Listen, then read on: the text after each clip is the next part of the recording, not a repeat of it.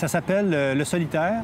C'est une peinture d'un certain Bertram Brooker, un peintre canadien. Ça a été peint à la fin des années 30. C'était non seulement un peintre, mais il a été scénariste pour des films muets, il a été éditeur, designer graphique, il a fait énormément de choses.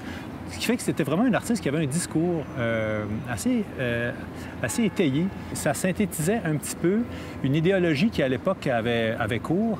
C'était cette idée-là qui était amenée par des philosophes de l'époque que le progrès, la modernité allait finir par tuer l'homme. Et c'est un peu ce que montrait la toile, c'est-à-dire un ouvrier, quelqu'un qui est en même temps qui est quelqu'un d'anonyme, mais en même temps, il nous regarde. On ne voit pas ses yeux, mais c'est nous qui regarde.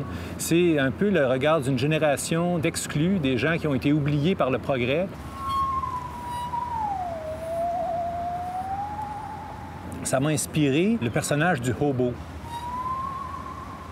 C'est l'équivalent du vagabond pour nous suite à la Grande Crise. C'est vraiment des dizaines de milliers de personnes qui se sont retrouvées comme ça du jour au lendemain, sans travail.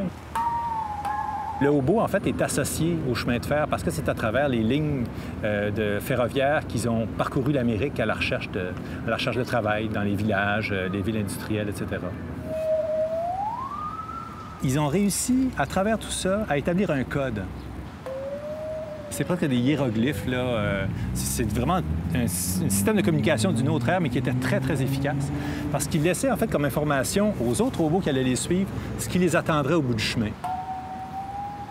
J'ai découvert aussi qu'il y en avait qui étaient gravés sur des poteaux de téléphone, que des gens aient laissé des symboles comme ça sur ce qui symbolisait, en fait, le progrès à l'époque. C'était trop beau pour pas en faire une bande dessinée.